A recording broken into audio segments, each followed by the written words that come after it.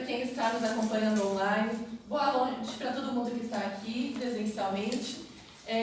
A gente já fez a transmissão desse curso com esse conteúdo na segunda-feira, porém nós entendemos bem importante fazer a transmissão ao vivo novamente hoje, porque nós tivemos um número maior de inscritos e interessados em participar. Nós temos alunos que se inscreveram de todo o Brasil, então a gente vai estar transmitindo ao vivo e depois disponibilizar esse conteúdo também. Quem desejar interagir, participar, fique à vontade, vai mandando seus comentários na própria página do Facebook, que a gente vai respondendo por aqui. A participação de todas é muito importante. No mais, quero sempre dizer que às vezes a gente vai conduzir o conteúdo, que teve algumas dúvidas na transmissão passada, não vai ter como responder a questão exatamente na hora, mas a gente vai interagindo e organizando.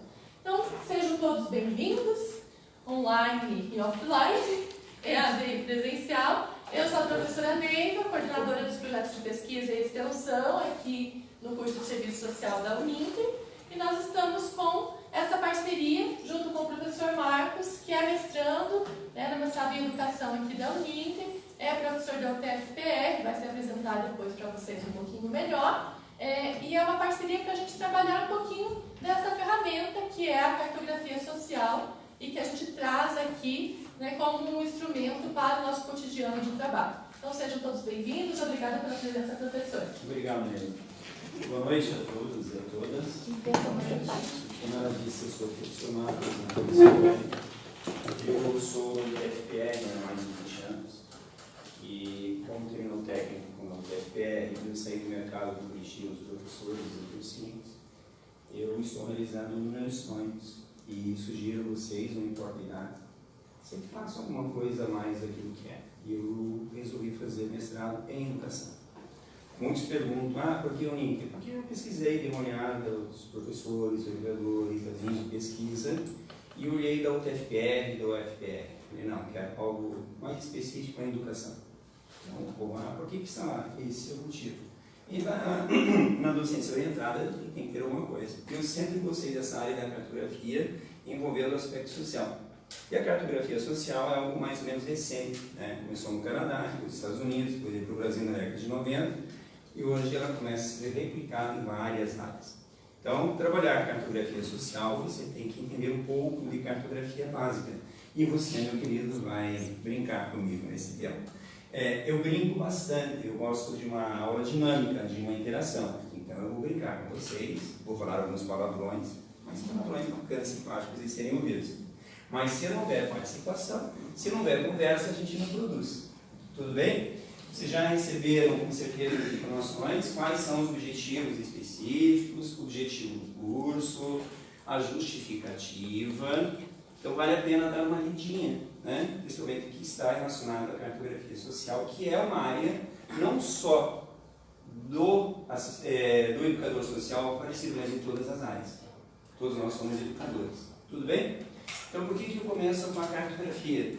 Porque o tema é cartografia social ou cartografia participativa. O que é cartografia? É ciência, a arte de você representar a superfície do planeta de forma gráfica. Existem várias formas de você representar isso. Então, nós vamos tentar entender a cartografia. Mas eu vou pedir um favor para vocês. Sempre que eu for falando, eu vou dando algumas dicas de como você constrói a cartografia social. Combinado? A primeira dica é conversa. Então, quando vocês forem praticar ou exercer essa cartografia ou acompanhar o processo, o primeiro aspecto é ter muita conversa, muito diálogo com as pessoas. Porque a cartografia social, quem constrói não é o cartógrafo, não é o engenheiro, não é o geógrafo, mas são as pessoas. Tanto que nós podemos chamar também cartografia social de cartografia participativa. Isso quer dizer que todos vão participar. Combinado? Entenderam mais ou menos? Mas como que é essa cartografia? Como nós entendemos essa cartografia? Que arte e que ciência é ela? Bom, muito simples. O planeta, meu amigão, é um geóide. Ou um esferoide, tem uma forma própria. Legal? E eu, quando represento um aspecto cartográfico, eu tenho que transformar algo tridimensional para algo bidimensional e plano. O mapa não é uma superfície plana? Sim, ó, plano, né? Ó, plano. É ou não é? O que eu posso representar o planeta Terra numa redução proporcional da forma mais precisa possível? Não, é o globo. Legal, né? Tirando o globo, todas as outras representações são planas. Tudo bem até aí? Tranquilinho? Então, ó, tem o meu planeta Terra. Eu observo ela numa forma de uma esfera ou esferoide, ou geoide. Tudo bem? Está aqui meu globo. Eu tenho 3 tipos de projeções. Não posso esquecer que da minha esfera, o geoide, na sua dimensão, eu vou ter uma redução de escala. Então, primeiro raciocínio, redução de escala. Combinado? Professor, como assim? Planeta Terra, elipsoide, geoide ou esferoide, que quer dizer forma própria. Não é uma esfera totalmente lisinha, né? Sim ou não? Ela não tem variações altimétricas, relevo e tudo mais? Então essa percepção é muito simples, tá? Vamos lá, amiguinhos. Eu gosto desse mapa. Vou apagar. Não pode dormir. Só do fundo, né? Queria dormir, né? O que vocês acham desse nosso mapa aqui? O que se vê de errado nesse mapa? Pode falar, não tem problema, ninguém morde. Você, professora, o que acha? Teoricamente está de ponta cabeça. Ponta cabeça. Você, professora? Ponta cabeça? Não tem nada de ponta cabeça, gente. Né, meu amigo geógrafo? Não parece não, não tem nada de ponta cabeça. Eu gosto dessa brincadeira. Vê só, professora. Imagine uma bola. Eu acho que Ela se defendeu. Imagine uma bola. Tá vendo a bola? Sim. Então, já que você falou que acha que está de ponta cabeça, eu vou pegar a minha bola, que é o planeta Terra, que está representado cartograficamente aqui, numa projeção cilíndrica, conforme, vocês já vão aprender isso. Eu vou pedir para você, por gentileza, eu vou jogar a bola para você, mas eu quero que você pegue essa bola do lado de cima. Vai, estou em cima, vai lá, pega a bola. Pegou a parte de cima? Peguei. Acha o lado de cima da bola. Não tem! Então como que eu posso falar em cima e embaixo? Acabamos de desmistificar algo. Olha, por favor, não existe em cima ou embaixo. Depende da sua perspectiva, da onde você estiver olhando. Então, esse mapa mundi aqui, bonitinho, é uma reprodução do que os alunos da Austrália enxergam o mundo. Os australianos, na escola, no fundamental, no médio, eles têm um mapa mundi representado dessa forma. Que legal, né? Porque ele vai enxergar o mundo da sua perspectiva, da sua visão. Isso é fenomenal. A cartografia, meu amigo geógrafo, é um instrumento ideológico. Então, quando eu reproduzo um mapa, eu estou reproduzindo a minha identidade. Do meu local, do meu território, do meu país, do meu continente, do meu povo. Entenderam essa minha fala? Vocês estão acostumados a ver o mundo assim. Olha que legal. Quem está no meio? Europa. Quem está em cima? Europa, Estados Unidos. Pô, e olha nós aqui, ó. Esta projeção é uma projeção cilíndrica, projeção de mercado. Professor, parece que um outro país que também ensina geografia para as crianças dessa forma que a Austrália é o Japão. O Japão. É uma forma também a questão Exatamente. que eles estão no centro do globo, né? Então vamos lá. Todos os países desenvolvidos, principalmente os desenvolvidos, colocam o seu país no centro. Então, se você for para os Estados Unidos, está no centro. Se você for para a Alemanha, no centro. Japão, no centro. Eu peguei aquela projeção de Peters, porque coloca a Austrália, ela está no hemisfério sul. Então, ela gera digamos assim, um impacto maior, né? Bom, Foge do padrão. foge do padrão. Então, você pôr a Alemanha no centro, continua no centro. Continua em cima, Estados Unidos, Japão, mas a Austrália foge bastante, né? Se eu pegar a Nova Zelândia também, os mapas são assim. Sai dessa perspectiva eurocêntrica. Fiquei intrigada aqui, porque desde segunda-feira que as meninas ouvem, eu quero aquele mapa invertido. Mas assim, existe já um mapa com o Brasil no centro? Já. Então é isso A que eu primeira universidade a projetar um mapa de ponta cabeça, Santa Catarina. Depois a FUVEST em São Paulo, não sei se foi a Luz, não lembro mais. Ai, que incrível. Aí um vestibular dos 15 anos, mais ou menos, a primeira fase da FUVEST, colocaram no mapa a projeção de Peters, com o sul representado na parte de cima e o norte embaixo.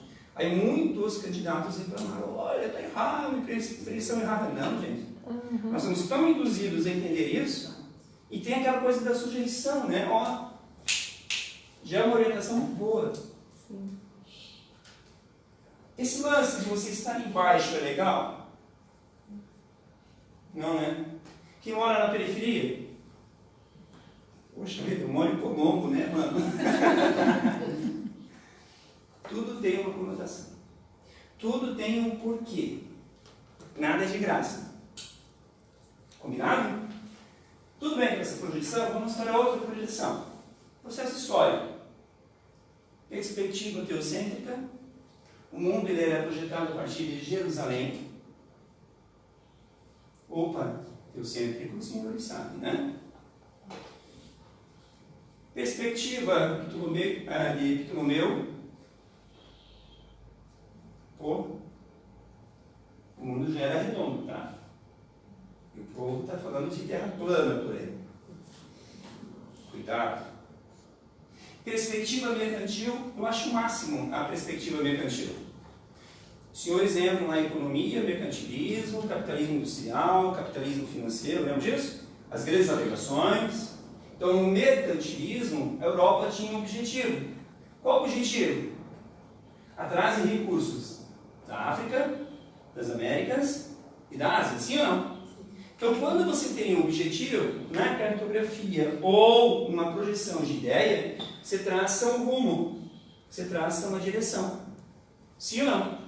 Então, o meu objetivo é ocupar a África. A África tem que estar na minha frente. Meu objetivo é ocupar a América. A África tem que estar na minha frente. Então, no período das grandes navegações, eles utilizavam um mapa que não é invertido, porque a perspectiva deles era a ocupação e exploração do novo mundo. Entenderam a questão da perspectiva? Agora, a minha perspectiva, digamos, eurocêntrica, é de dominação. Então, estou aqui, está abaixo é sujeito. Você é sujeito? Você é? Se a gente for discutir gênero aqui, tem que parar com essa conversa, né? Olha quanta coisa dá para você puxar em cima desse raciocínio. Quanta briga dá aí. Mas vamos lá. Eu gosto dessa figurinha da Mafalda. Ela é linda. Vocês conseguem ler? Não dá para ler? Só ideológico, né? Eu vou tentar ler com vocês, tá? Porque eu também os óculos não estão legal. Mas, liberdade, você está pondo ao contrário. A Mafalda fala para a liberdade, que é essa figura, esse menininho, falando que está pondo o mapa ao contrário. Foi a primeira percepção da noite. Que vocês viram. Ao contrário, com relação a quê? A Terra está no espaço, o espaço não tem em cima nem embaixo. Opa, tem referência em cima e embaixo no espaço? Tem? Então como vai ter em cima? Por que você ficou procurando o lado de cima da bola? Entendeu que o mapa não tem mais o lance de cima e embaixo? Depende da perspectiva, de onde você vem entender ou está? Que legal. Deixa eu me afastar um pouquinho. Esse negócio de hemisfério norte ser o de cima é um truque psicológico inventado pelos que acreditam estar em cima, para nós que acreditamos estar embaixo, continuarmos acreditando que estamos em baixo. Então não acredite que você está embaixo. O senhor gosta de ficar embaixo. Quem gosta de ficar embaixo? Quem gosta de sentir-se sujeito a alguém? Ninguém gosta, gente. Isso funciona. Vocês já vão ver em projeção como funciona. O pior é que, se continuarmos acreditando que estamos embaixo, vamos continuar embaixo. Mas a partir de hoje, acabou-se. Legal? Onde você estava com uma falda? Não sei, mas alguma coisa acabou de acabar. Aí eu pergunto para vocês, alguma coisa acabou de acabar? Não sei, Você acha, né? E você não está embaixo. Não é legal isso. Essa percepção de sujeição faz com que a gente tenha aquele sentimento de vira-lata. Isso é muito sério. É muito sério. Por que o brasileiro, na sua grande maioria, ele anda assim, triste, cabisbaixo? Ele não tem dignidade. Ele não conhece os seus valores.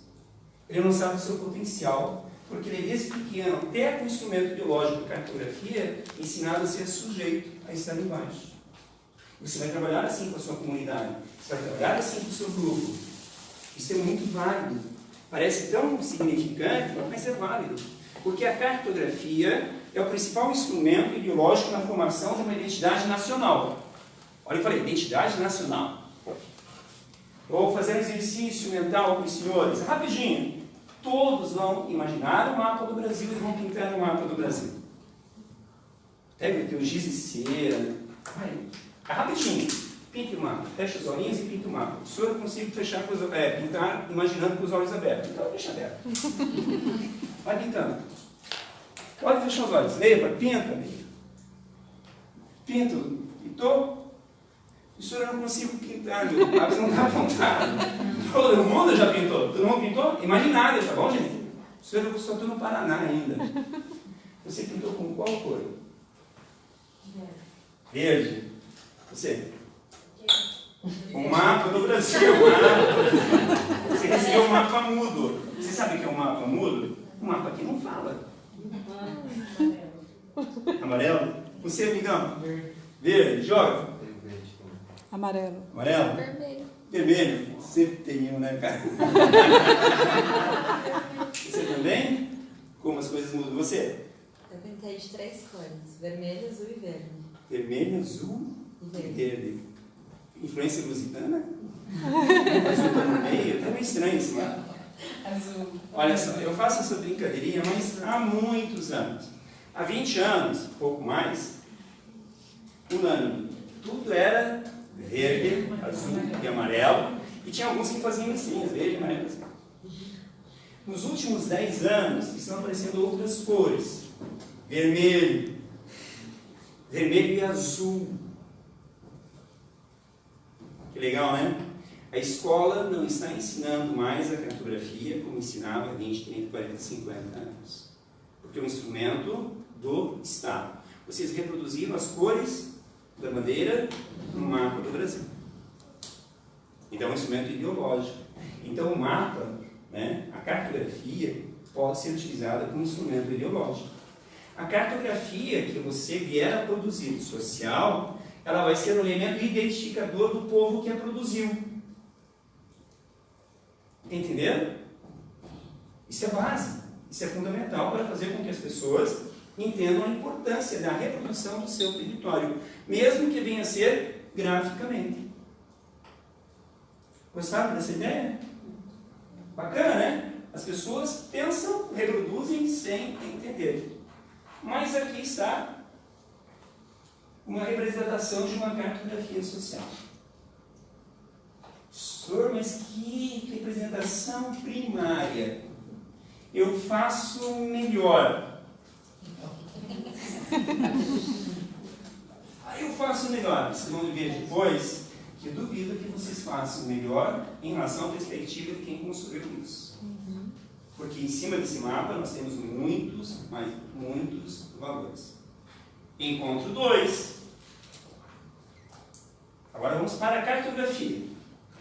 A cartografia é a arte de representarmos a superfície terrestre numa visão tridimensional para uma visão plana bidimensional.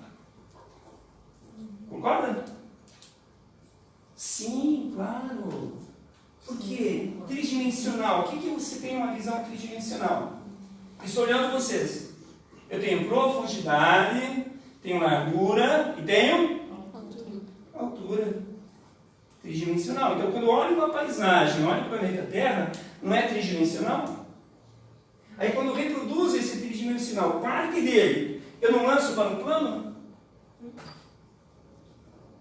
Aí, Sura, mas se eu lançar tridimensional para um plano, vai ter distorção? Pode responder, um de cada vez, por favor. Tem que ter distorção.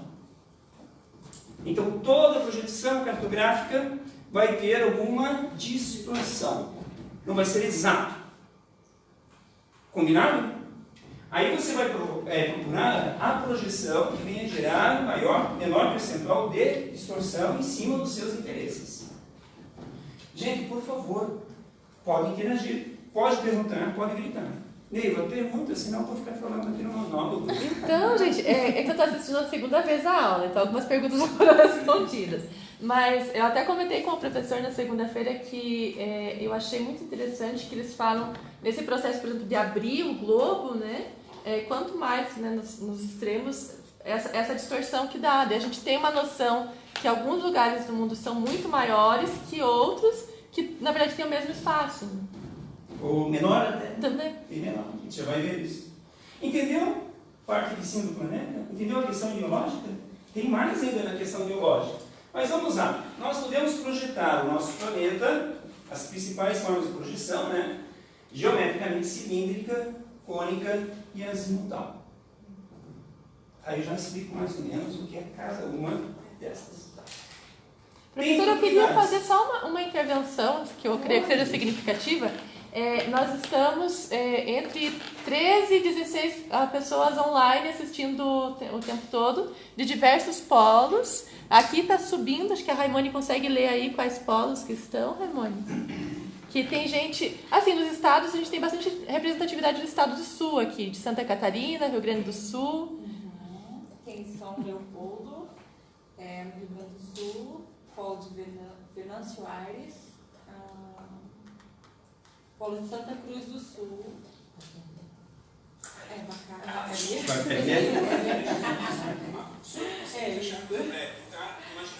e tem o polo de Sete Lagoas. Nossa, que maravilha. Prudentópolis, eu estava, não sei se ainda está, mas enfim, tem bastante gente que está participando. A gente não os vê, mas vamos nos ver. Então, para vocês que estão assistindo, vão entender mais ou menos essa dinâmica e podem interagir, podem perguntar, sei lá, mas não deixa. Se dou alguma dúvida, professor, isso, que eu explico de novo. E para vocês de lá e vocês aqui também, depois eu vou deixar o endereço meu e tudo mais, por favor. O conhecimento tem que ser compartilhado, ele não é meu, é de todos. Tá bom? Mas vamos lá. Então, nós temos propriedades. Pode ser equidistante, equivalente e conforme. Tudo bem? Cada uma vai apresentar uma forma de distorção. Na cônica, azimutal, ou plana, né? Ou cilíndrica. Eu vou pegar a cilíndrica, pode ser equivalente ou conforme, e vou explicar melhor para vocês. Para vocês entenderem por que há essa distorção enorme. Combinado? Então, rapidinho aqui, tira esse cantinho da, se não me engano, a luz aqui. Bem simples. Então, quando pega uma projeção cartográfica cilíndrica, vocês sabem que é um cilindro, né? Sim ou não? Então, você tem um cilindro, ó, o cilindro está aqui. Eu vou abrir o cilindro numa superfície plana. Perfeito? Abrir o cilindro. Eu tenho alguns risquinhos, que depois vocês vão descobrir que risquinhos são esses. Tranquilo? Eu estou representando o planeta Terra, que é uma esfera numa superfície plana e cilíndrica, então eu tenho que abrir esse planeta. Como eu vou abrir o meu planeta? Como se eu pegasse os meridianos, que são semicírculos, que fizessem essa figura do meridiano semicírculo. Perfeito?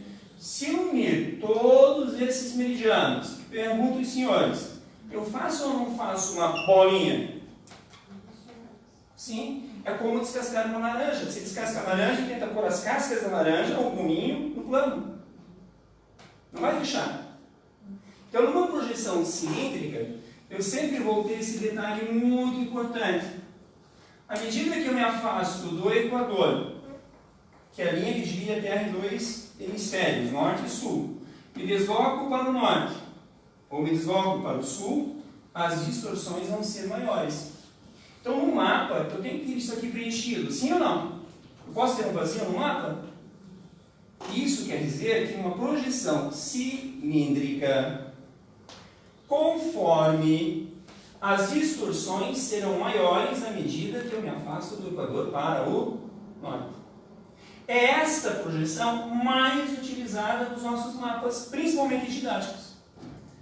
Professor, mas onde está o grande problema aqui? Se eu pegar a área da América do Sul, comparar com a área europeia, eu vou perceber que a Europa está maior do que a América do Sul. Mas se eu pegar toda a Europa numa projeção equivalente, onde as áreas são proporcionais, ela cabe dentro do Brasil e ainda sobra espaço no território brasileiro. Professor, mas e daí? A partir do momento que você vai tendo essa visualização, vai crescendo em cima, dessa visualização, você fala, nossa, o Brasil é tão pequeno, tão insignificante. Ou a África. Aí eu pergunto, vocês têm ideia das dimensões territoriais de Portugal? Da Itália? Você sabia que eu posso atravessar a Itália com a minha bicicleta em 4 horas, mais ou menos, de leste a oeste? São apenas 75 quilômetros. 75 quilômetros você não chega em Paranaguá. Não chega em Joinville. Você veio de Joinville? Portugal de norte a sul não passa 400 quilômetros. 400 quilômetros não chega em Cascavel. Tem alguma dona Carla?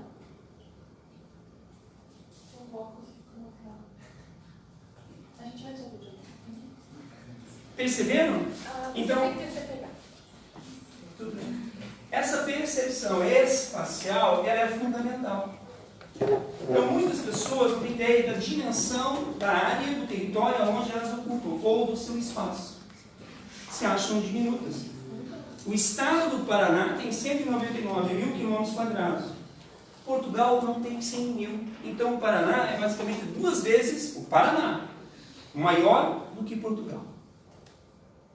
Mas por que a gente não tem essa ideia, amigo geógrafo?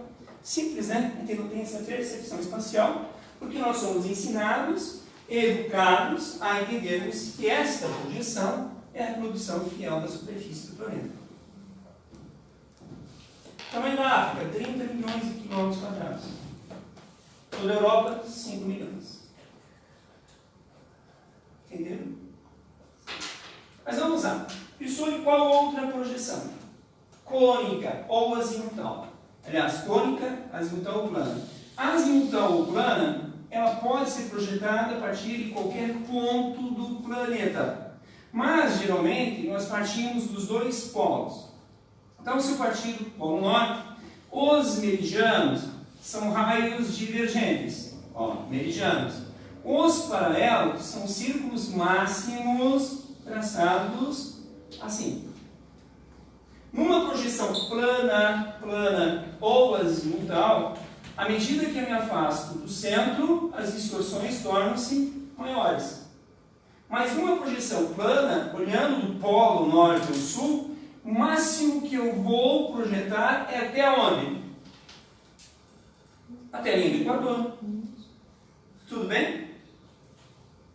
Estou olhando uma bola. Vejo a bola em cima. Vejo o ponto aqui da bola. Eu consigo olhar a parte de baixo da bola? Não. Por isso que eu faço as 2 projeções. Legal? E a cônica, ela segue mais ou menos esse princípio aqui.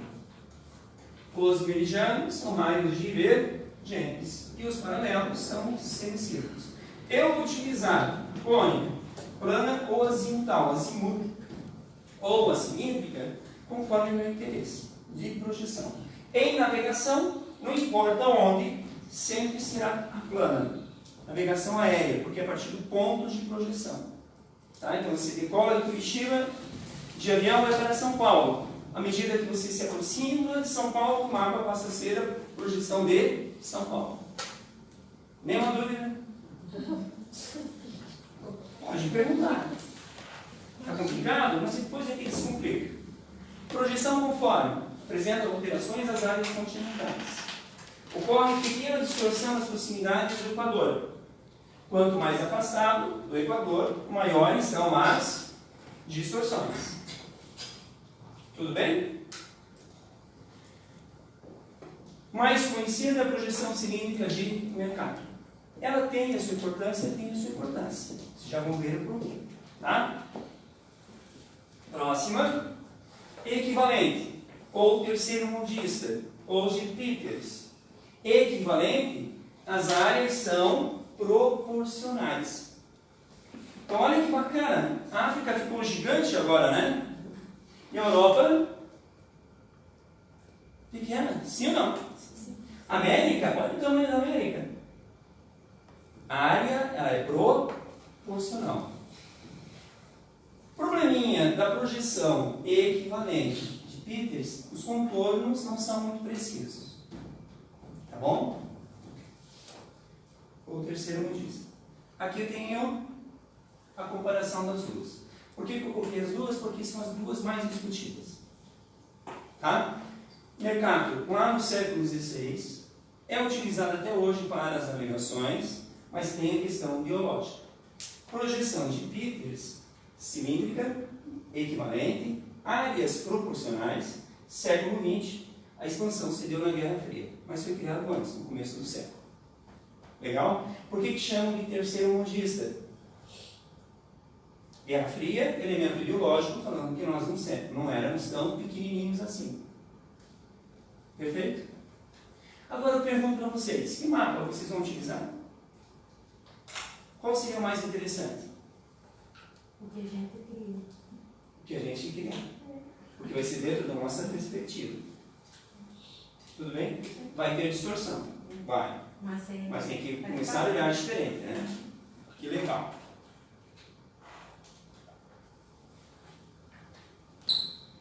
Projeção azimutal plana, ONU. Olhem como ela é extremamente biológica. Quando você pega o símbolo da ONU, a pergunta que eu faço é: eu tenho a projeção a partir do Polo Norte. Quais são os países que estão em torno do Polo Norte? São as nações ou os países desenvolvidos. Sim ou não? São os países que decidem mais ou menos o destino da humanidade. Quem está na periferia? Pobre. É aquilo que eu falei, ninguém gosta de estar na periferia, você é acostumado de estar na periferia. Eu costumo brincar que eu vim do centro do mundo. Eu sou de Pato Branco. Pato Branco é o centro do mundo. Eu saí do centro do mundo e vim para a periferia. Senhor, mas Curitiba é a capital, é o centro. Não, gente, para mim Pato Branco é o centro do mundo. Não. Francisco Beltrão, A marreca não. Começamos uma briga aqui regional. Não, aqui é Francisco Beltrão. Aqui é Pato Branco. Você vai entender isso. Pegaram o símbolo da ONU? Agora, que legal. Lá durante a Guerra Fria, surgiu um conjunto de países que não queriam estar alinhados com os norte-americanos ou com a ex-União Soviética. Perfeito? Esse conjunto de países deu origem ao termo terceiro mundo. Primeiro, segundo e terceiro mundo. Os norte-americanos rotumaram esses países terceiro mundo. Depois rotumaram esses países terceiro mundo como sendo países pobres e subdesenvolvidos. Mas lá naquele primeiro encontro, foi em Caracas, depois Delhi, depois em Porto Alegre, surgiu um encontro que vocês já ouviram falar, por favor, seria o Fórum Social Mundial, que questiona exatamente o encontro de Davos, o Fundo Monetário Internacional, o BID, as decisões que se fazem na ONU, sim ou não? Aqui o Fórum trata de toda a sociedade, de todas as tribos, de todos os povos. Aí eu pergunto, há uma questão hierárquica aqui ou não? Não, né? Olhem como é diferente. Todo símbolo de cada encontro que tem no Fórum Mundial, os continentes, eles são alinhados. Está alinhado? Ninguém está em cima ou embaixo. Por isso que eles se opõem às questões da ONU. Legal? Tanto quando a gente fala em direitos humanos, com certeza vocês têm essas disciplinas, né? Eu acho excepcional os direitos humanos, mas ele foi construído a partir da perspectiva do Ocidente. E não uma perspectiva global. Isso é muito importante você fazer essa avaliação. Por exemplo, proposta da ONU até 2030, algumas metas, né? Educação. Mas a educação é para o mundo do trabalho. Uma questão de produção capitalista. Pô, está na hora de nós discutirmos isso. Tudo bem, meus queridos? Eu não pensei que seria um monólogo. Ah, mas está sendo um monólogo. Tudo bem, então? Entenderam agora? Porque é muito mais bonitinho. Escurão, não? Muito mais bonitinho esse mapa. É muito mais gostoso de você olhar isso. Gente, é tão triste. Porque eu não consigo desenhar um mapa mundi como deveria. Eu só consigo desenhar ele na perspectiva eurocêntrica. Que triste, né? Mas eu deveria começar a praticar e mentalizar dessa forma. Não pensem que o nosso encontro hoje vai ser moleza. Isso aqui é só a introdução. Agora é bem difícil. Qual foi a minha primeira fala no primeiro slide? Não, além da cartografia, eu tenho que representar de forma gráfica uma dimensão real numa dimensão gráfica. Para isso, eu tenho que fazer uso de uma escala de redução. Vocês devem estar pensando, o que eu vou utilizar escala de redução na cartografia social? Lá na frente você vai ficar surpresa. Nossa, que legal, agora eu sei quantos quilômetros tem até ali. Como que você vai reproduzir algo em cartografia se não tiver essa ideia de proporção, de tamanho e distância? Para isso você tem que ter um elemento básico chamado escala. Tudo bem? A nossa escala é sempre em centímetros. A escala é uma relação adimensional. Referência ao nível de redução do mapa. Apresenta a relação entre a distância gráfica e a distância no mundo real. Distância gráfica é o mapa. Mundo real é a distância que eu estou. Então é redução. O cidadão de biologia utiliza escala de redução ou escala de ampliação? De ampliação. Tudo bem? Se é redução, eu vou de retiro. Eu não posso esquecer que o mapa ele carrega uma escala numérica, é aquele número 1 para 50 mil. O que quer dizer? Que a minha figura está 50 mil vezes menor que a dimensão real. Tranquilo? No mapa ou na carta, você sempre vai ter o que nós chamamos de escala gráfica. O que quer dizer? Que essa distância no mapa vai equivaler a tantos metros. Então, isso aqui faz parte de um mapa. Isso aqui quer dizer que quantas vezes o mapa foi, a área foi reduzida, ou uma carta. Tudo bem, entende? Como que está? Isso. Vamos lá. Para nós, o Brasil, a carta, que é uma relação de proporção, portanto, é adimensional, sempre a nossa unidade é o centímetro. Ouviram? Se você tem uma régua, você tem uma régua em centímetro. Unidade de medida é centímetro. Combinado? E se eu quero fazer cartografia lá na Austrália, você vai utilizar a polegada. Estados Unidos, Canadá, Inglaterra, França, centímetro. Mas para nós, centímetro. Morreu aí? Como que eu vou calcular, como que eu vou entender a escala e como que eu leio uma escala?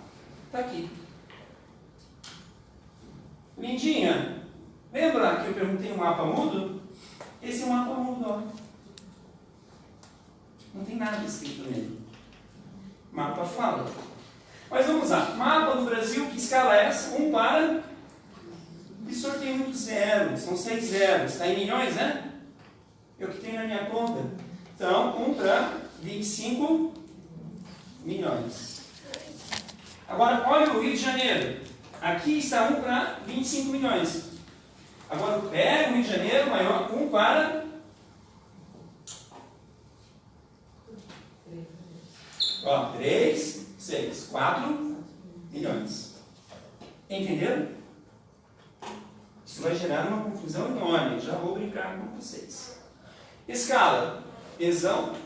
Dê a distância no terreno e a distância gráfica no mapa. Então, exão igual desão sobre desinho.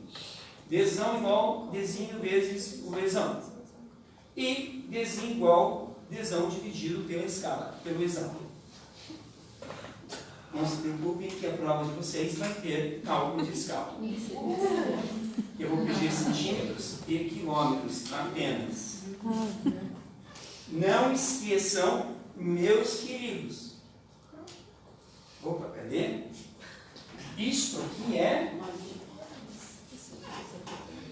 milhões. Isso aqui é centímetros. Então, 1 centímetro, a superfície, corresponde a 1 milhão, ou 4 milhões de centímetros no mapa. Tudo bem? Estou judiando de vocês? Olha que mapa é esse. Enxergo quase todo o Rio de Janeiro, sim ou não? Tem uma escala. 1 para 1 milhão. Eu vejo detalhes? Um pouquinho, né? Agora, 1 para 50 mil. Eu vejo mais detalhes. Curvas de nível, Universidade Federal do Rio de Janeiro, Enseada de Botafogo. Tem mais ou menos detalhes em relação ao primeiro? Mais detalhes. Aquele quadro. 1 para 10 mil. Entenderam mais ou menos a escala? Sim ou não? Se fosse 1 para 1 milhão, eu enxergaria todo o Rio de Janeiro. Sim ou não? Sim. Aqui estão para 10 mil, é reduz. Aí tem o maior probleminha de quem mexe com escala ou vai calcular. Eu gosto de brincar assim. Para entender a escala e como que nós enxergamos o real para o gráfico. Luz. Isso aqui é minha folha de papel A4. Legal? Todo mundo sabe que é uma folha de papel A4. Sim ou não? Sim. Eu gosto de pegar pessoas que dizem que são muito altas e não são altas. Você que está no celular. Eu amo. Se tocar, eu atendo, tá? Sabe que é um papel A4, né? Tamanho da sua folha. Qual a sua altura? 1,58. 1,58. Então você tem 158 centímetros. É fato isso? Ou já acrescentou 5, 4 centímetros? É isso mesmo. Absoluto. Então você tem 158 centímetros de altura. Legal? Se eu for reproduzir você graficamente, na escala 1 para 1, 158 centímetros. Escala real, 1 para 1. Você cabe na minha folha de 30 centímetros por 21 centímetros. Aqui? Não. Então eu vou ter que reduzir você. Porque numa visão tridimensional para uma visão gráfica. 1 para 2, você cabe no meu papel? Reduzir você 2 vezes. Então você vai ter quantos centímetros? 158 dividido por 2? Dá 7 alguma coisa, 75 centímetros. Cabe no meu papel? Não. Então, vamos lá, adiantar. Vou dividir assim 1 para 10. 10 vezes menor. 10 vezes menor cabe? Sim. Alguém tem uma régua? Ninguém tem uma régua? Um escalímetro? Poxa vida, eu gosto de régua. Sim. Ninguém tem régua?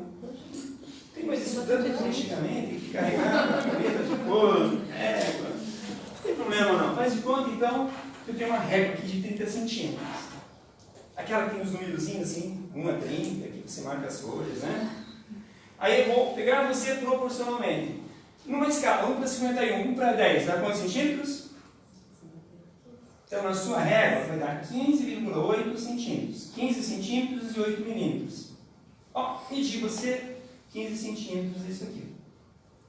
Legal? Aí eu meço a sua cabeça. É importante? É, porque é proporcional, sim ou não? Sim. Sua cabeça tem 20 centímetros. Isso é um cabeção. 15 centímetros é pescoço. Isso aqui é seu corpo, isso aqui é sua perna. Medir tudo proporcionalmente. Aqui é você. Pegou? Entendeu que escala? Tá, essa minha escala tem 1 para 10. Se eu pôr essa escala 1 para 100, qual será o seu tamanho reproduzido graficamente? 100 vezes menor. 158 dividido por 100 dá 1,58. Olha você aqui, ó. 1 para 1000, olha você. Aí aonde eu enxergo você com mais detalhes? Na escala 1 para 10 ou 1 para 100? Mais detalhes na escala 1 para 10. 1 para 100 eu enxergo o detalhe 1. Pegou? Então eu tenho aqui uma escala grande e uma escala pequena. 1 para 1 milhão eu utilizo em mapas. 1 para 50 mil, 1 para 10 mil eu utilizo em cartas topográficas. Com certeza vocês vão utilizar mais cartas topográficas do que mapas, que são escalas médias e escalas grandes. Posso utilizar aqui escala 1 para 50 mil? Sim. O que quer dizer 1 para 50 mil? Que a minha representação gráfica, o meu desenho, está 50 mil vezes menor do que a dimensão real. Beleza? Seu nome é? Isabelle, aqui você está 100 vezes menor. E aqui você está 10 vezes menor. E aqui você está no seu tamanho real. Tá? Nenhuma perguntinha? Deus do céu, hoje é sexta-feira, é dia de alegria. Deus do céu. E tem gente dormindo. Eu juro que eu vou plantar a bananeira aqui. Se for, vou plantar. Quando nós falamos em cartografia, e a gente fala em carta, lembra de carta? Falei mapa e falei carta. Gente, opa, escurinho, lá dentro vai dormir, já tem dormindo aqui. Pronto. Quando a gente fala em carta e mapas topográficos, a carta, ela carrega mais detalhes. Uma carta você lê, um mapa você lê. Perfeito? Se eu tenho uma escala média, no meu aqui é 1 para 50 mil. Então é 50 mil vezes menor. No mapa eu utilizo cores isométricas, mapa físico, variação de cores. Já viram que tem mapas que tem um marrom escuro, um azulzinho, um amarelinho? Então o amarelinho é de 0 a 100 metros, 0 a 200 metros, o azul bem escuro acima de 2.000 metros de profundidade, o marrom bem escuro acima de 13.000 metros. Então você lê o mapa pela altitude. Porque no mapa eu não enxergo em 3D, eu enxergo de cima para baixo. Combinado? Então nesse meu mapa aqui, ó, eu já tenho um montão de informações. Que informações eu observo aqui?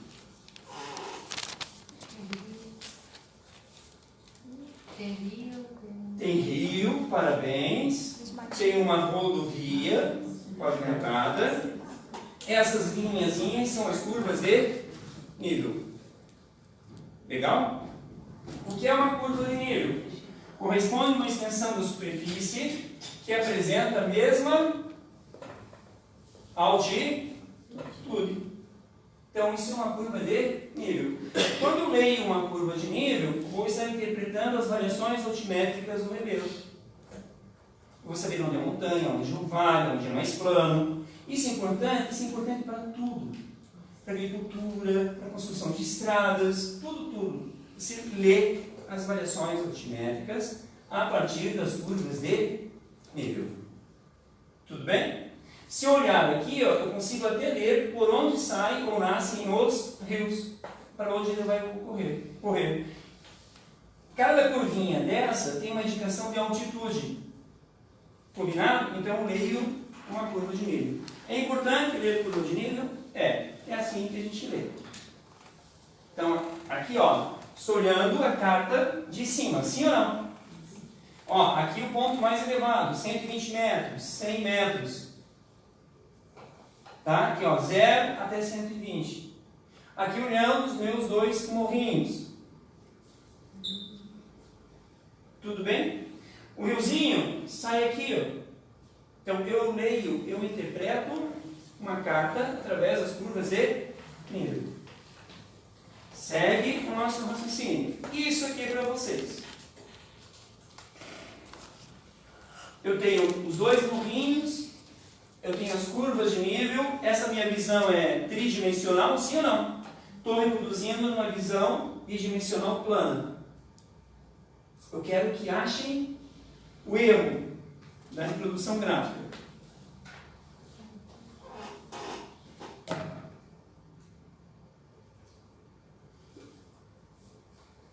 Aonde está o erro?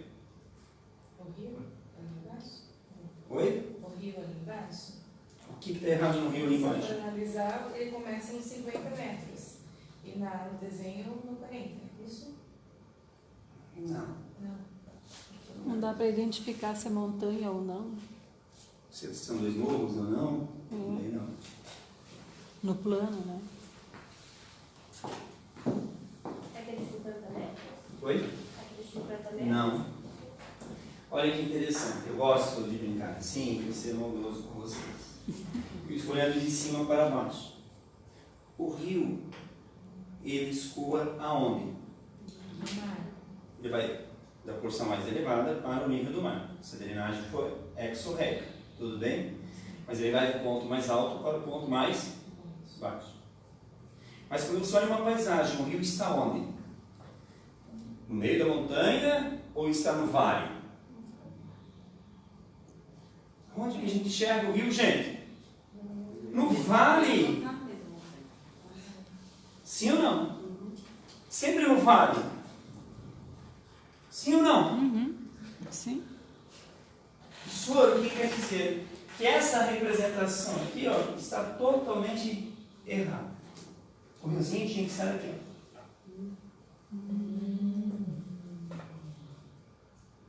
Eu tirei essas duas imagens no livro didático de ensino médio. Que triste, né? Isso quer dizer que tem muita gente ensinando errado, tem muita coisa errada por aí. Não é legal. Eu não gosto dessa história, mas tem que ser contada. Há muitos anos na UTFPR, no antigo Cefet, nós fazíamos alguns cursos para professores de reciclagem, de atualização, etc, etc. E aí nós tivemos a situação de uma professora muito antiga, muito bacana professora, e na conversa a professora disse que sempre ensinou e não entendia aonde nascia o Rio Nilo, e ela falava que o Rio Nilo nascia, olha que legal, no mar Mediterrâneo e corria, né? Corria para o Lago Vitória. Então aqui está o continente africano, rapidinho. Aqui está o Lago Vitória. Aqui está o Nilo branco, né, no delta, e aqui está o Nilo azul. São dois Nilos, tá? E aí, você, Nemidinha, responda. O Rio Nilo corre do Lago Vitória em direção ao Mar Mediterrâneo ou do Mar Mediterrâneo em direção ao Lago Vitória? A ou B? B. Tem a B? Parece que toda a minha fala da projeção cartográfica não serviu ou induziu os senhores achando que a água vai de cima para baixo. Meus amados, a água não sai do ponto mais elevado e vai mais para baixo? Sim. Isso! Meu amigo geógrafo, o mar Mediterrâneo está em relação ao nível do mar? Então o rio vai correr assim, ó. Se o mar está subindo, ele não está subindo para cima, ele está descendo do ponto mais elevado para o ponto mais baixo.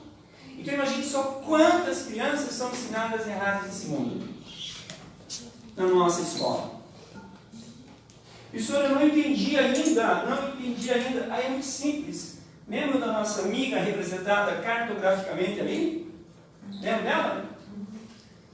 Como que eu vou representá-la olhando de cima? Porque eu fiz uma representação vertical. 3D é assim ou não? Então, se for olhar você de cima, ó, nosso mapa aqui, perdão, nosso papel, sua cabeça. Isso aqui não é seu ponto mais elevado? Que vem depois da sua cabeça? A orelha. Estou colocando os principais pontos. Aí vem o ombro.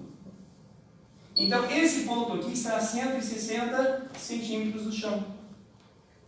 Tudo bem? Ombro. O que é isso aqui? A bunda. O que é isso aqui? Sei. Isso aqui é o pé.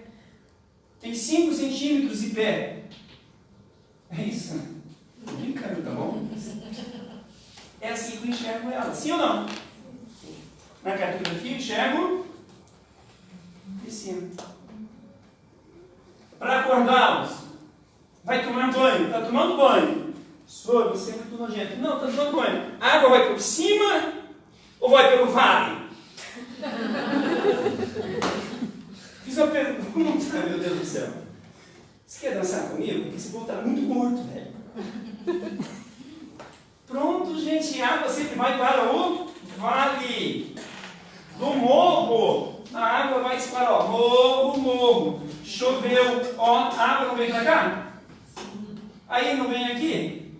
Então, se eu pegar as curvas de nível assim, ó, como que eu vou olhar? Ó, abaulado, entrou, abaulado, entrou, ó o rio aqui. Pegar?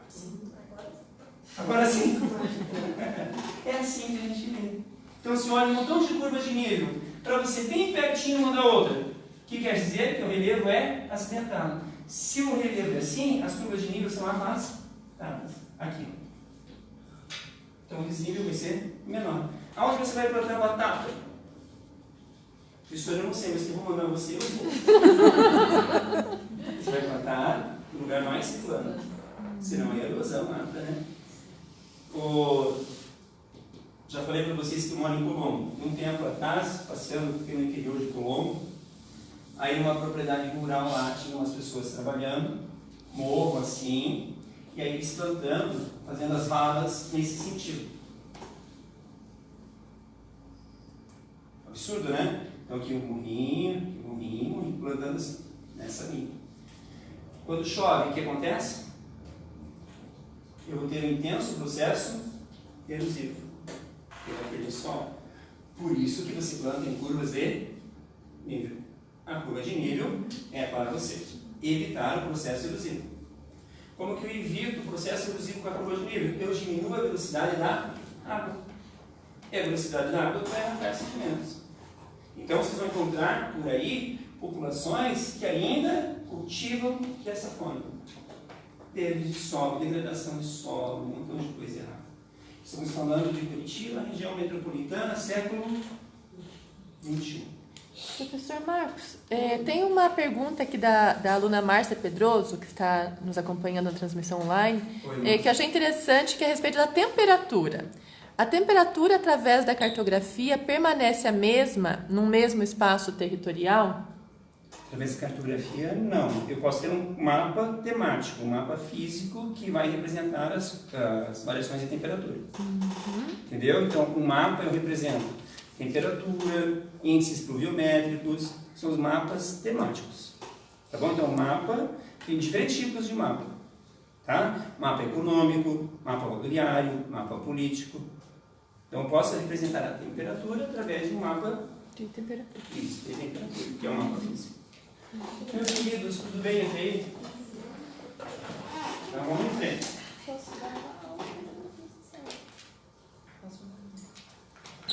Tenho dois mapas, o mapa do Brasil e o mapa do Paraná. O que o mapa do Paraná está representando?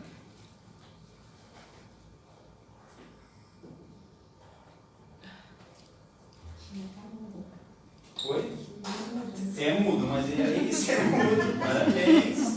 Ele diz mais alguma coisa, né? A divisão política do Paraná por municípios.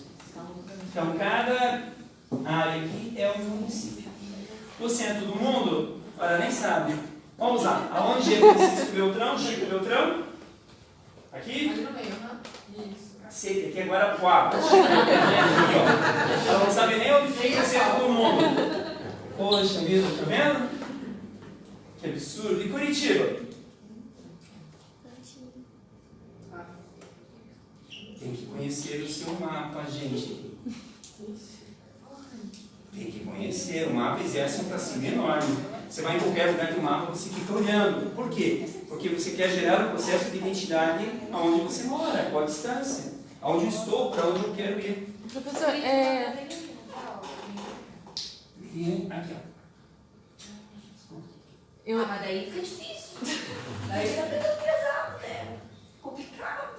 Eu vou clicar ali para você e por uma legenda. Fala, né? Não, é o seguinte, que eu tenho alunos que são de outros estados, estão nos acompanhando, mas a respeito do Paraná, uma coisa que sempre me chama muita atenção é que a gente tem o hábito, assim, de ouvir falar aqui na capital, eu vou para o norte. Mas tem muitas cidades que são entendidas como norte do Paraná, mas que não estão no norte, né? Uhum. Mas que tem uma história. Então, até essa compreensão de onde é o norte, como se constitui o norte do nosso próprio estado, também é cheio de história, né? É cheio de histórias e identidades, né? Então, em história, geografia do Paraná, a gente ensina assim, a partir da expansão da cafeicultura, eu tenho o norte paranaense, o norte ibérico, o norte novo e o norte urubíssimo. Tudo bem? O norte velho é de antiga ocupação que sente-se pelo caminho do Vianão. Aí o norte novo é região de Londrina. Norte urubíssimo já é região de Cianorte. E tudo tem um significado, né? Sim. Londrina, porque foram uma empresa britânica que comercializou terras nessa região. Então, homenagem a Londres, pequena Londres, Londrina. Cianorte, nessa região, foi uma empresa norte-americana. Por isso é Cianorte, Companhia do Norte. É muito legal você entender o significado das cidades, de onde estão. Santa Catarina, você é de Santa Catarina? Chapecó. É uma cidade planejada. Nós temos muitas cidades planejadas no Paraná, em Santa Catarina. Né? Inclusive o tamanho dos municípios, isso aqui é muito interessante. Os municípios aqui não são maiores? E por que aqui é pequenininho, aqui é pequeno, aqui é pequeno? Olha só. A geografia ela é um espetáculo, gente. Porque você entende as coisas. Os municípios aqui são maiores, no centro é maior, pela característica do relevo e da vegetação. Campos. Vegetação de campos, no passado, você se deslocava a maior distância no menor tempo. Em região de selva, relevo acidentado, o deslocamento é mais lento. Legal, né? Isso é como assim, querido, você está andando a pé. Chega à tarde, você tem que parar, né? Para descansar. A maioria das cidades surgiram nessa faixa aqui, em antigas fazendas de gado. Campos Gerais, Campos de Guarapuava. Aqui não, ó, pô, você saía do litoral, Morretes, Porto de Cima, subia a serra e ia dormir aonde? Em Barras. É 4 Barras, né? Aí 4 Barras você ia para Curitiba. O que é isso? Eu vou falar nisso. Entenderam? Nossa, entenderam? Isso é muito legal, muito gostoso. Mas aqui tem outro mapa. Esse mapa está representando o quê? Você do café. Pensou bem, ela pensou, professor, esse mapa é da divisão política do Brasil.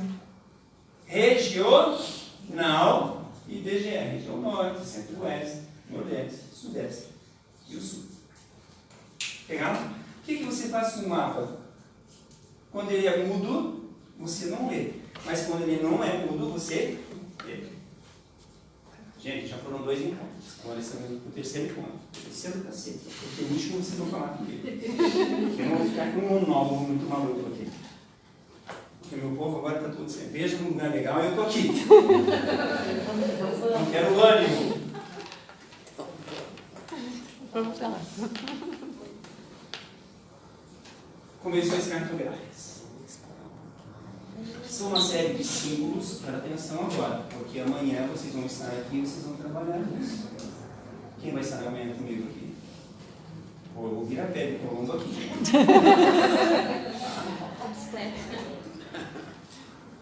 São uma série de símbolos aceitos internacionalmente criados pela necessidade de reproduzir um objeto em um mapa. Internacionalmente. Por isso, o mapa geralmente pode ser compreendido independentemente do país que foi produzido. Isso é muito importante. Se eu for para a China pegar o mapa rodoviário, eu vou saber que uma rodovia é um tracinho vermelho. Se forem 2 tracinhos paralelos, é uma rodovia dupla. Isso. Se olhar a representação símbolo de um trilho de trem, é o mesmo utilizado no Brasil. Então, o mapa ele tem que ter uma finalidade cuja leitura venha a ser internacional. Combinado? Por isso, naquela carta lá, vocês viram a estrada, viram as curvas de nível, falaram do riozinho. Então, quando eu observo, a maioria dos símbolos são esses símbolos aqui.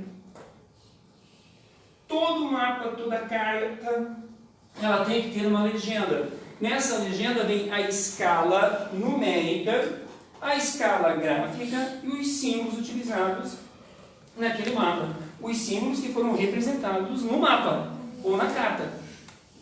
Combinado? Opção. Olha aqui, ó. Rodovia em pavimentação, um rio permanente. Se é um rio temporário, ele é tracejadinho, um córrego, um fiozinho. Isso aqui parece ou não parece um túnel? Parece um trenzinho ou não? Uma indústria, um porco, um aviãozinho? Então são símbolos e convenções utilizadas no mundo todo. Ó, a ponte. Então a ponte que eu represento aqui, eu represento no Japão. Para que todos possam ler. Professor, mas eu não sei ler símbolo em chinês. Então aqui são os símbolos em chinês para vocês.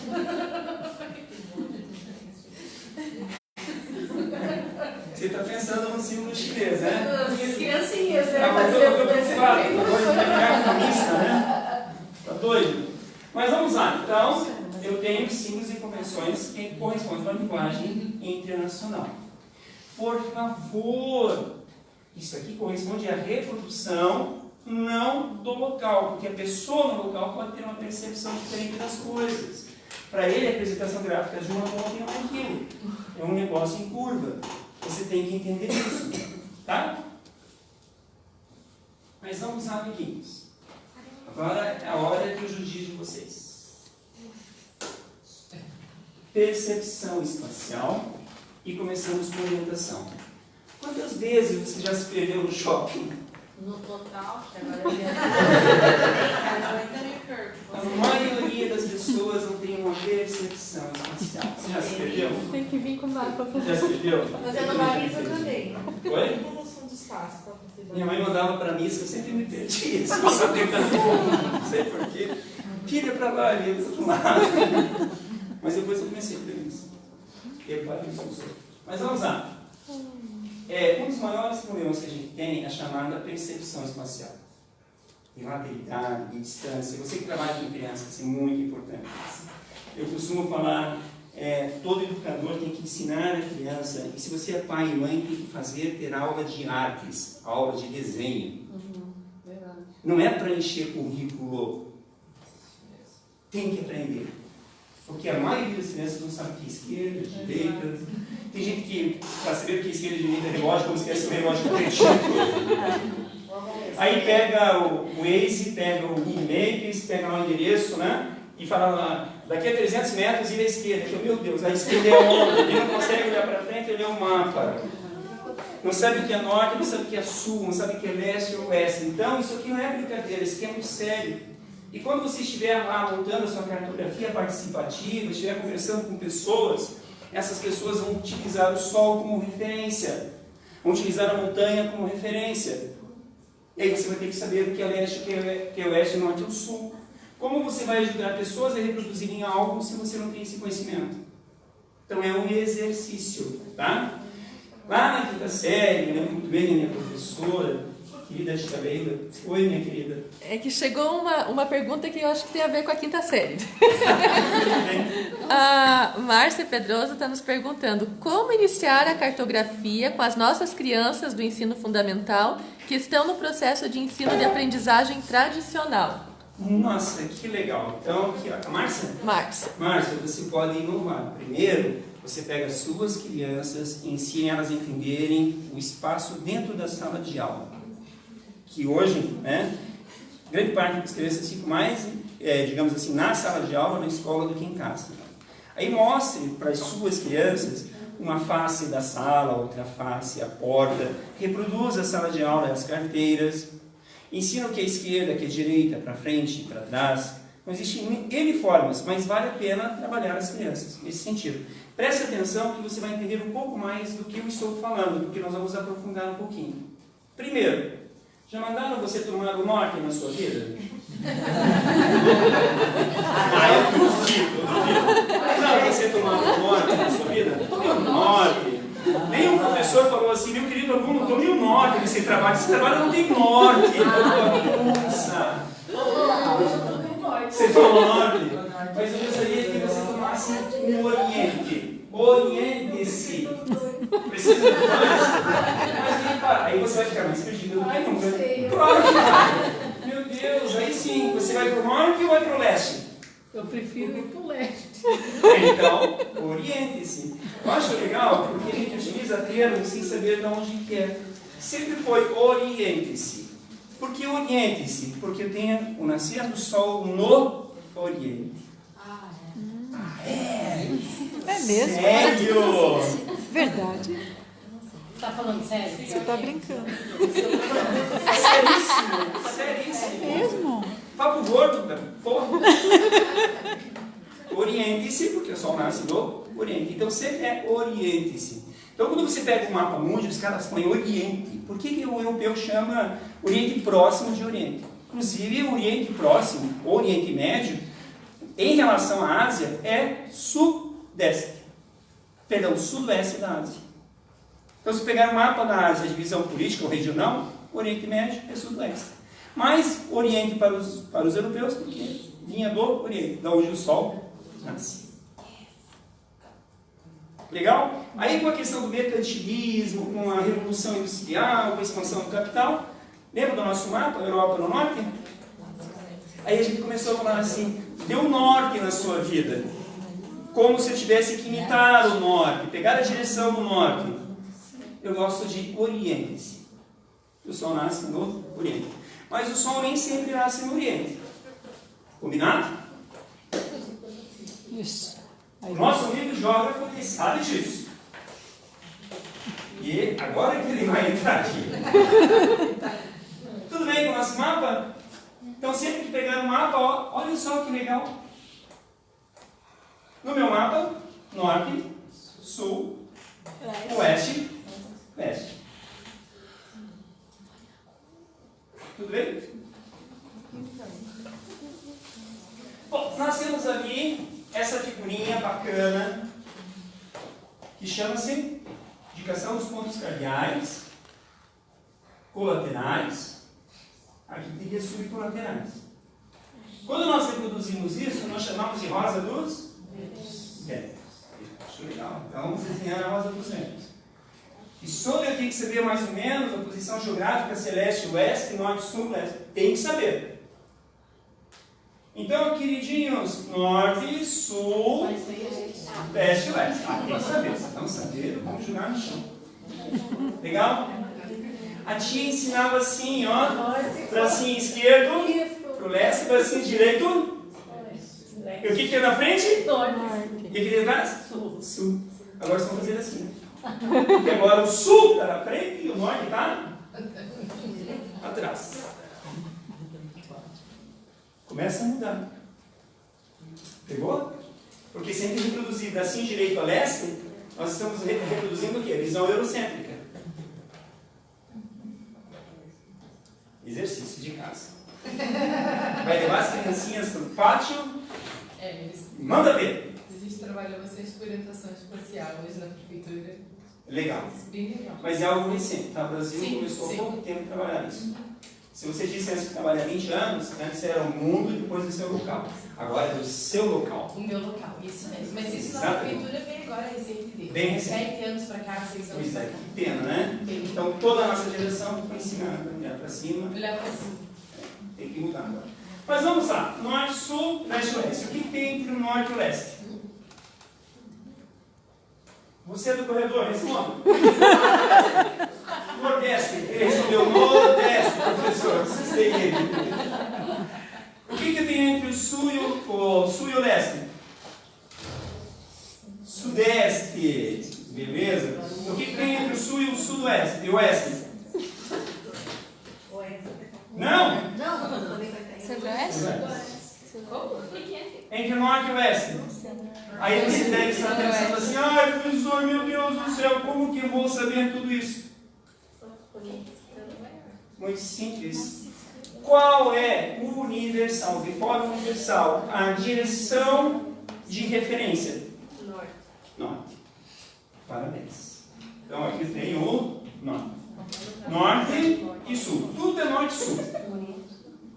As duas secundárias, leste e oeste. Tudo bem? Se eu tenho uma direção principal, uma secundária, quem vem na frente? A principal ou a secundária? A principal, ó. Nor, secundário, deste. Isso, ó. Qual é a principal? Não é sul? Secundária não é leste? Então, sul, leste. Pronto, você não vai errar mais. Sempre a principal e a secundária. Agora, olha que legal. Entre o norte e o nordeste, qual é a principal? Entre o norte e o nordeste. Norte, secundária, nordeste. Norte, repete a sílaba, norte, nordeste. E aí a tiazinha lá, eu lembro da minha tia Leila, ela fazia decorar tudo. E nunca me deu esse macetinho. Pega a principal e a secundária. E a tia era tão maldosa, eu amava ela, nossa. Não, é verdade. É verdade. E sem a gente dar esse macete, você aprendeu. Isso. Aí ela ficava assim, olha que legal, que bonitinho, e você ficava mais tempo. Então, entregando uma atividade que aprendeu. Não pode. É legal pintar? É legal. Eu gostava de pintar. Mas é muito melhor entender assim. Mas vamos romantizar um pouquinho. Você já ganhou um buquê de rosas, morena bonita? Não, já ganhei uma foto.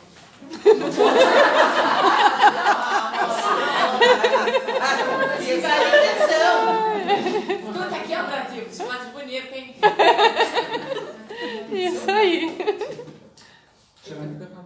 Pessoal de Minas Gerais. Quantas rosas tinha no buquê? Alô, pessoal de Minas O Gerais. senhor só tinha aceito aqui o meu namorado, meu marido, minha parceira. Então vamos lá. E primeiro, e outra, lendo o romance, por que rosa? Você não tem nada de rosa? Por que rosa? Chocolate. É bem legal. Por que dos ventos? Porque no período das navegações, a direção dos ventos era fundamental para você se deslocar. Você dependia das forças da natureza. E rosa, porque uma rosa tem 32 pétalas. Baby quero, baby quero. Então, se você começar com baby quero e terminar com baby quero, são 32, é par, né? Agora, se começar com homem quero. Não, fazia por isso que eles saem quando eu falei quando era criança. Tá? Agora, olha que bonitinha. Rosa dos ventos tem um significado. Mas se um dia o seu amado, a sua amada, for lhe dar um buquê de rosas, ele tiver 12 rosas, ele é um indelicado.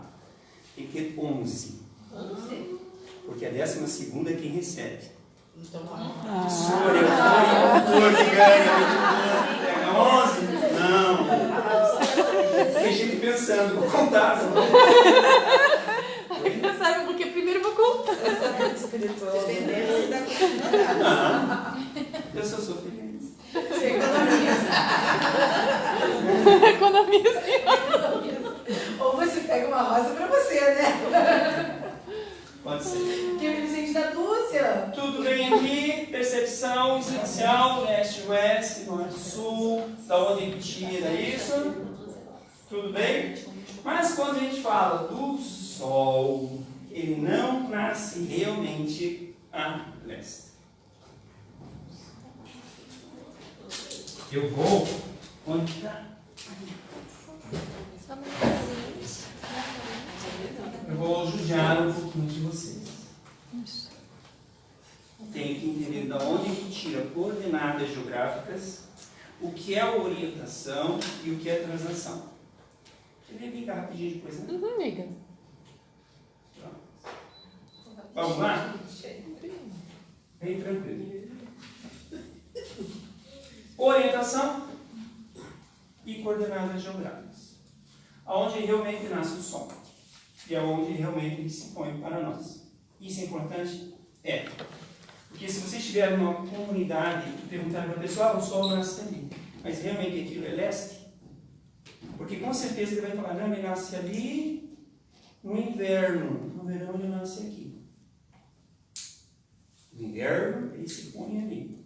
No verão ele se põe ali. Então o Sol nem sempre nasce a leste. Cuidado. Você tem que saber que época do ano você está e que data do ano você está, senão você vai se perder. Se você se perde no shopping, não sabe que é esquerda e direita, imagine lá, tá? Mas por que eu falo isso? Porque o Sol, quando ocorre solstícios de verão para o hemisfério norte, ele vai nascer lá a leste do Trópico de Câncer.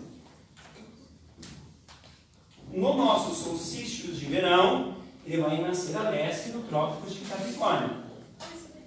Então, quando você olha o nosso planeta, você tem a linha do Equador, que é o círculo máximo que divide a Terra em dois hemisférios. Paralelo do Trópico de Câncer, 23 graus norte. Paralelo do Trópico de Capricórnio, aqui, 23 graus sul. 23 graus, 27 minutos e 30 segundos. Da onde saem esses círculos máximos, que são e correspondem à nossa referência de latitude? Nascem ou surgiram a partir da inclinação do eixo terrestre em relação ao plano da órbita ou plano da eclíptica. Então isso aqui é a linha do Equador, a Terra em relação ao plano da órbita está inclinado. Tudo bem? Essa inclinação aqui, ó, é de 23 graus. Beleza? Professor, vamos pôr grafia aqui para ficar melhor para vocês. Então, América do Norte, América Central, América do Sul. América do Sul, rapidinho. Aqui, centro do mundo. Ó, isso que eu fico triste. Eu não consigo reproduzir como deveria. Então, eu reproduzo aquilo que eu aprendi na escola. Tá parecidinho? Tá. Parece o nosso mundo? A Terra gira de onde para onde? Deus. A Terra gira um só, de oeste para leste. Então o Sol faz um movimento aparente no sentido contrário. Tudo bem? Na primavera e no outono, o Sol vai nascer exatamente na linha do Equador. Equinócios, equidistante, mesma distância. Legal? Quando ocorrer o verão para o hemisfério norte, o Sol vai nascer exatamente aqui, ó, no Trópico de Câncer. A uma distância de 23, 27 e 30. Quando for solstício de verão para nós, o Sol vai nascer aqui, ó. Legal? Para nós em Curitiba, aqui, ó, nós nunca vamos ver o Sol nascer exatamente ao nosso oeste. Nunca. Nunca mesmo. Combinado? Por isso que quando você define a sua orientação, você tem que saber onde você está e a data e o nascer do Sol. Então, se eu colocar aqui a minha rosa dos ventos sobre o meu ponto, eu tenho o norte, tenho o sul, tenho o leste e tenho o oeste. Geográfico, sim ou não? Mas o meu Sol, se for primavera, olha aqui onde ele vai estar nascendo. Se for, ó, no inverno, aonde a sua sombra é maior? Aonde a sua sombra é maior? No verão ou no inverno? Pensou bem, a sua professora, é óbvio que a minha sombra é maior no inverno, porque o inverno o sol está voltado para o norte. Ele está a 49 graus norte. Quando é verãozão, ó, verãozão, o sol está aqui, ó. Então a minha sombra é bem pequenininha. Legal? De boa? Isso! Tem que entender isso. É legal porque isso vai projetar sombra.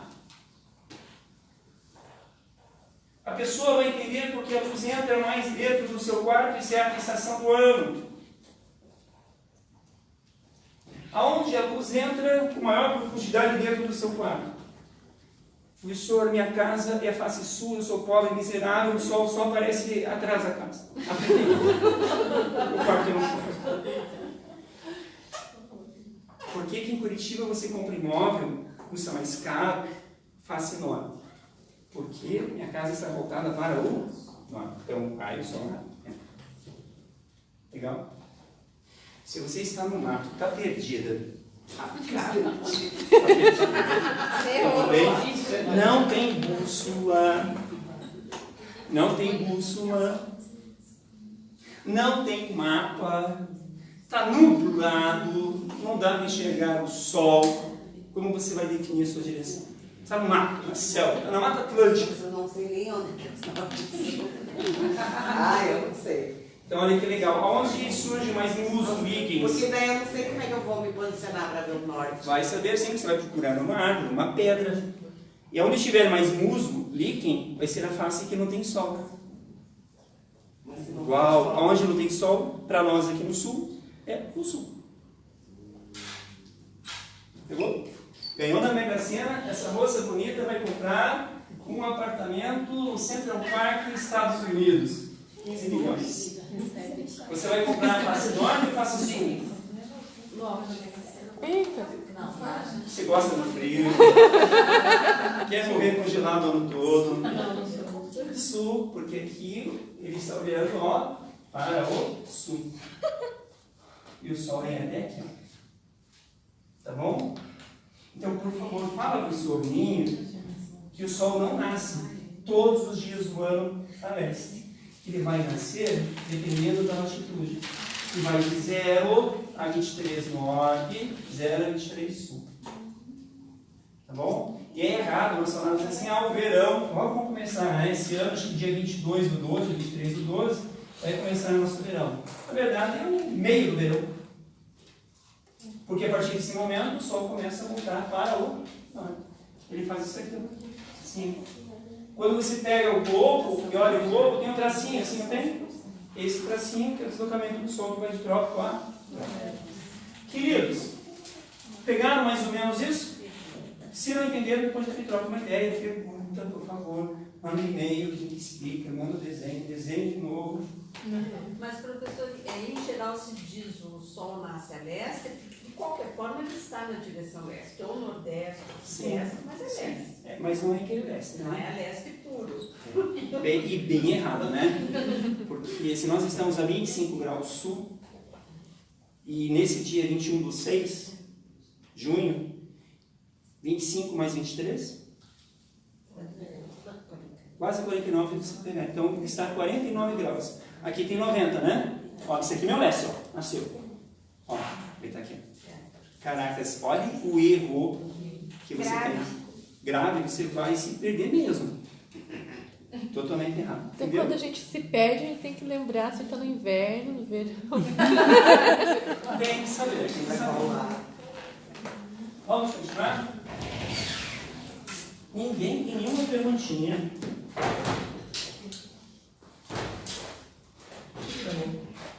Se fizer uma engenharia aqui, acho que não está travando.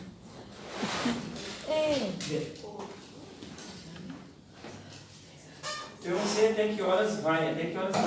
O nosso teto é até às 10 horas. Se quiser organizar um intervalo com o pessoal. 8h40, vocês querem tempinho? A gente quer. Sério?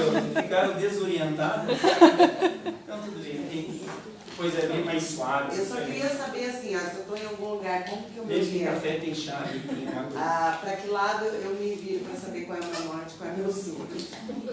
Nossa, é verdade, isso é mesmo Então, vamos Vamos supor, eu estou numa cidade, eu não conheço, eu me viro para cá, me viro para cá. E daí foi isso. Então vamos lá. A sua referência, se você pega uma bússola, é sempre o norte magnético. Sim. Tudo bem? Sempre. Né? Não é o norte geográfico. Sempre é uma declividade de 15 a 16 graus. Não esqueça, pouca coisa. Então aqui. Então, você sempre tem uma direção a ser tomada. A direção do seu objetivo. Lembra do mapa mercantilista? Sim. Da Europa lá na frente? Então eu quero ir para a minha casa. Posso? Então esse é o meu mapa, eu quero ir para a minha casa. Todo mapa, toda carta, por convenção internacional, tem aquelas linhazinhas. As linhas na vertical correspondem aos meridianos. Os meridianos são aqueles semicírculos traçados de polo a polo.